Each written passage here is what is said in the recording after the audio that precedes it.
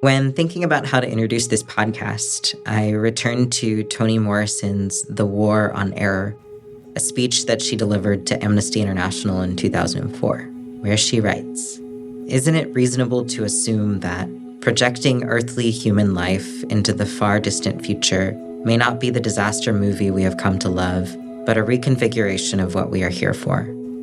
To lessen suffering, to tell the truth, raise the bar. To stand one remove from timeliness, like an artist encouraging reflection, stoking imagination, mindful of the long haul, and putting his or her own life on the line. To imagine work in a world worthy of life." I'm Janani Balasubramanian, and this is Encounters.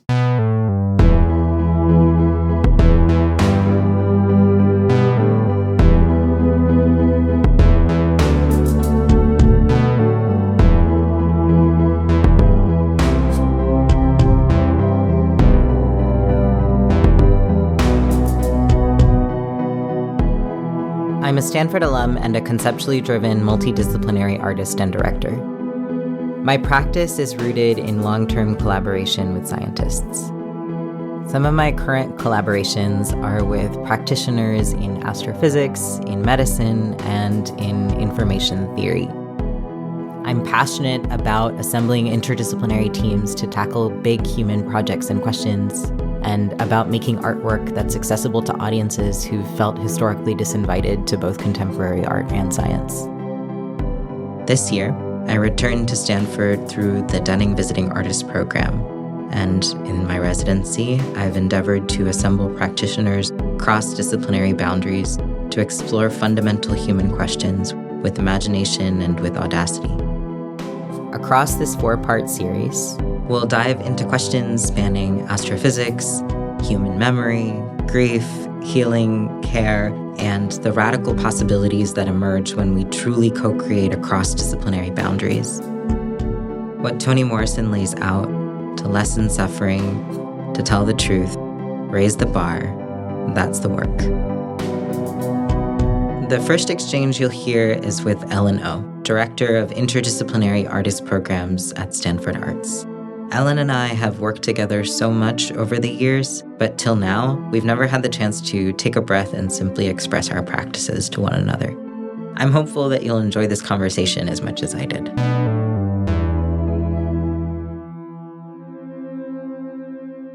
Hello. Hello. It's fun to have the opportunity to chat because I feel like we have variously schemed and conspired on all sorts of art, science, co-creation endeavors, and I'm happy to be here for a longer stretch where we've gotten to spend more time really in the dirt and the weeds, making things happen. I think, Ellen, it would be amazing if you could speak a little bit about your institutional role and your practice within that institutional role. Yeah. Well, first of all, I'm just really happy to be here. I don't even remember the first time I met you, but I love the fact that you are on campus this year for an extended period of time, and we can really dive into your projects more deeply and find you other co-conspirators in this work. So in my role as the Director of Interdisciplinary Arts Programs at Stanford Arts, I do interdisciplinary arts initiatives, which can look like a number of different things. One big part of what I do is oversee visiting artist programs, and some of that is managing the Denning Visiting Artist Program, which is an endowed program that allows faculty members to bring in an artist to collaborate with on their work or research for an extended period of time. We're trying to get artists embedded throughout campus, often in places where you wouldn't expect an artist to be working, to really demonstrate the value of an artist's perspective and approach to different types of research and practice and different fields of thought and inquiry, just to see what they bring to the equation and understand how they're able to imagine new and better worlds. They all look different. But that's the fun of it. It's kind of the magic. You never know what's going to happen when you bring people together in this way. I'm curious if there are components, pieces of your personal background and history that led you to this kind of practice, because it's a very unique practice. It's not a role that exists kind of cross-institutionally that often. There are people who serve as connectors and activation points at different institutions, but I'm curious for you, what motivated you to move into this kind of work? I've seen the benefits of collaborating with other people, getting different ideas and perspectives together, and I think it makes things better.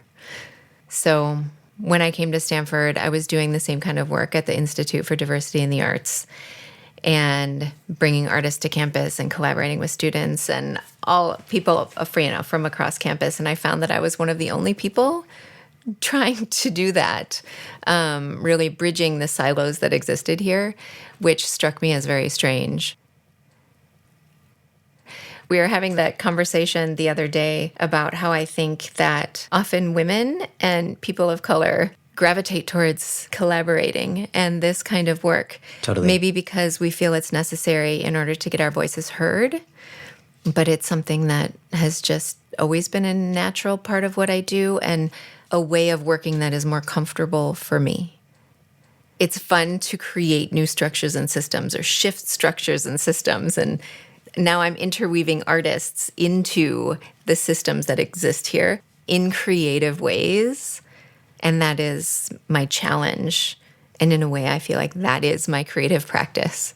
That to me is a deeply creative practice, to build new kinds of containers, especially at places that have long history, are not going to then do something they haven't done already, which is why we need new systems. Yeah. And which is why we have always understood each other. Yes. Right. Because you are connecting different fields and you are living in these in-between spaces and existing. And you are doing so much bridging in your work. Yes. I'm wondering how you started doing that and how you approach your practice in that way, because you really have to be able to speak multiple languages. Many years ago, I think almost a decade ago, there was this light bulb that went off for me.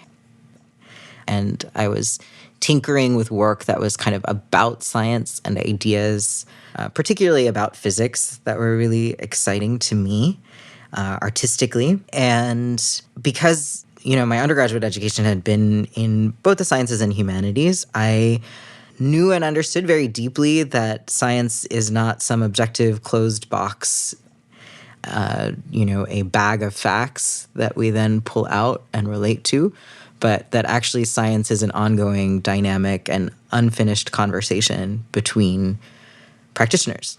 So I had this sense that, okay, if I want to make work that is engaging with science in a way that is authentic for me, then I need to be engaging with scientists, because these are the practitioners who live and breathe this work every day in a sustained and passionate and, in a sense, really loving way. Like the kinds of scientists I work with, I think approach their work from a spirit of generosity. What they're aiming to do is expand human understanding and imagination. And that is actually also what I seek to do. And I didn't have a specific idea of how I could accomplish this.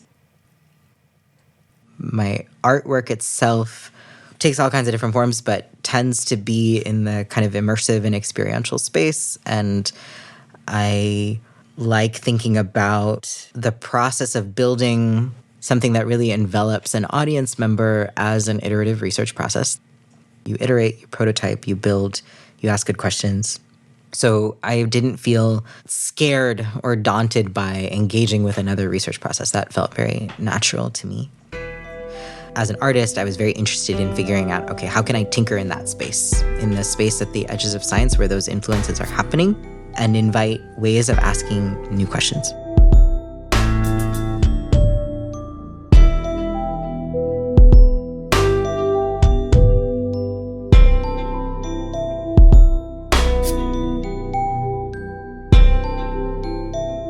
I actually think along this journey of encountering and building relationships, there have been so many key people who are in these roles as producers or dramaturgs or administrators, and I think, Ellen, you are among them, whose excitement about systems shifting with me, I think, is just as important to making all this stuff possible as the creative vision that myself and my scientist colleagues are coming with. So that's the fun of being at Stanford that I have found, because it is its own unique ecosystem. Yes. And there are so many people here doing such amazing work that I'm discovering every day. And I've been here for 12 years. Right. And it never gets old because you can always learn more. There's always new people to meet and connect with. And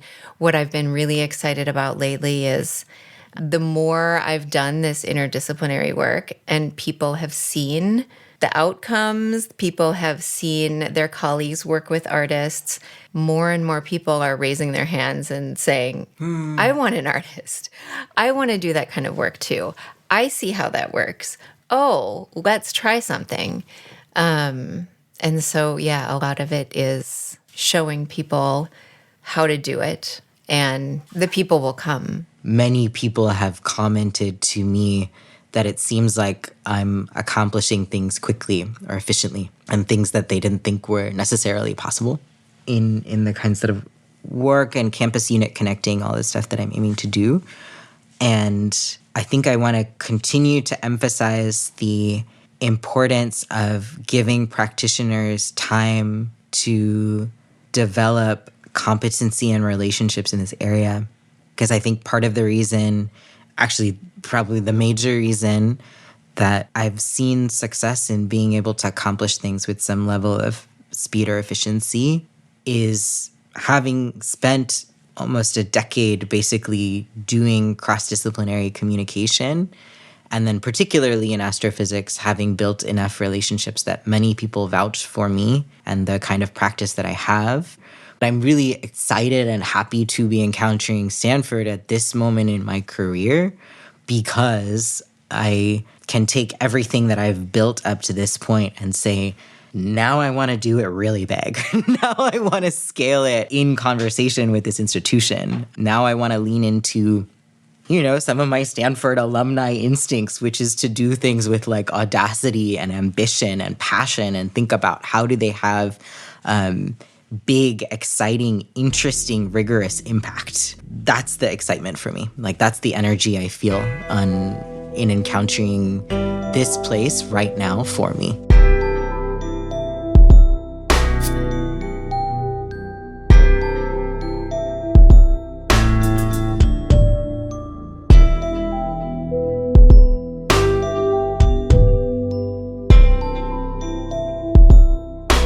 So your long-term collaboration with Natalie resulted in a beautiful book and installation that I've been hearing about for a long time, and I'm so excited that we're bringing it to campus.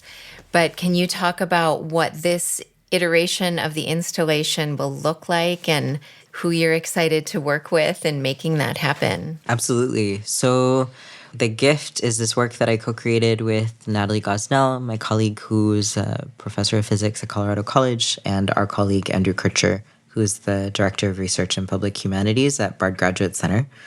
And we made this work, The Gift, that takes up Natalie's research on transfer of material between companion stars and subverts the often quite violent metaphors through which this and other astrophysical phenomena are typically narrated, and tries to create a different metaphorical framework around this work. So we called this particular phenomena the gift.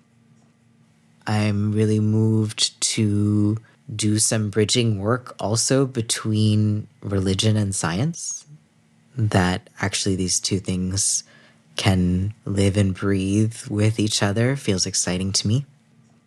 I think a lot of the work that I do in working with scientists to kind of surface these stories from the edges of their research, to me also feels like it engages with many of the same questions as people of faith, as practitioners of, religious studies, or, folks who are priests or pastors.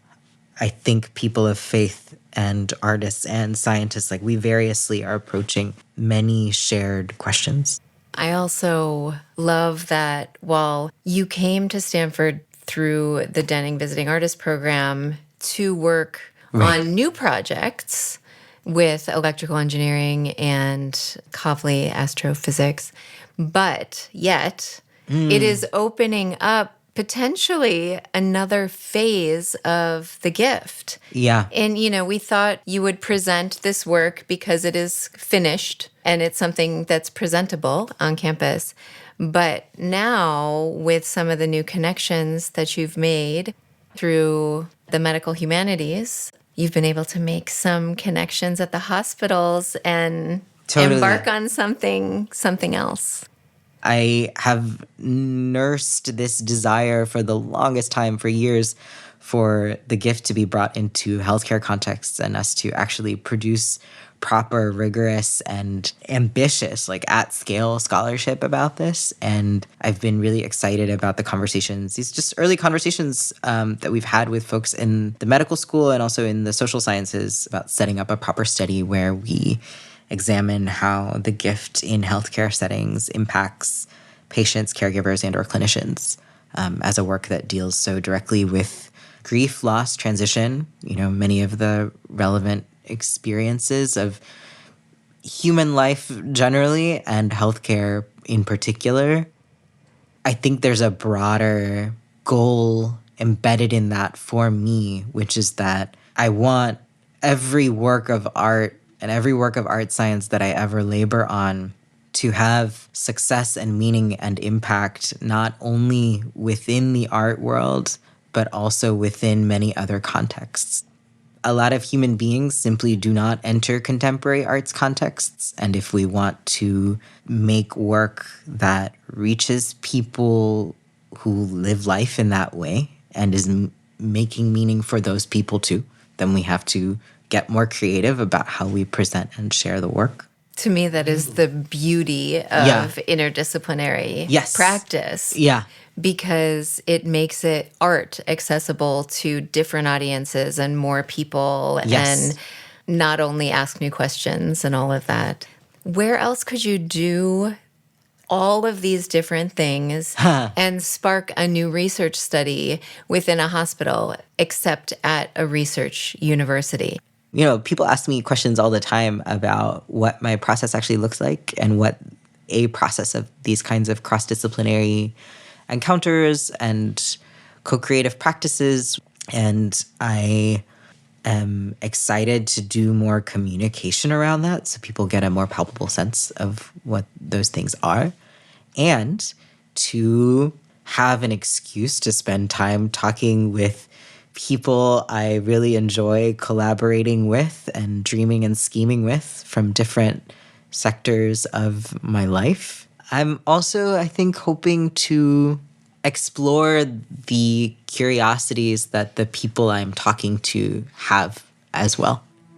It's an opportunity to get to know more about my colleagues, some of whom I've known for a very long time, but we get to talk to each other from a different perspective. I want to thank Ellen O again for coming on as our first guest on Encounters. In our next episode, we'll be exploring art as a meeting place.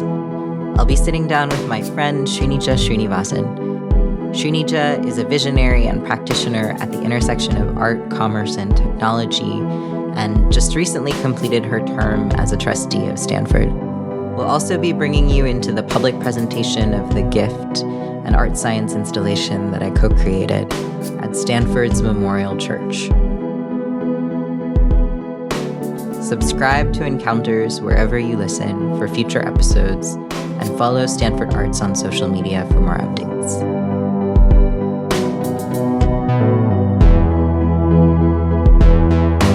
From Stanford Arts, this is Encounters. Janani Balasubramanian is our host. The show is created, produced, and edited by me, Taylor Jones, with additional production support by Edi Dai. Chase Everett is our mixing engineer and sound designer. Our theme song and music is composed by Juana Everett. Executive producers are Ellen O. and Ann Shulock. Series artwork is by Connie Ko. Special thanks to Susan Clark, Tsachy Weissman, Deborah Cullinan, Stanford Vice President for the Arts, and Stanford Live. Encounters is recorded at Bing Concert Hall at Stanford University and supported by the Stanford Visiting Artist Fund in honor of Roberta Bowman Denning.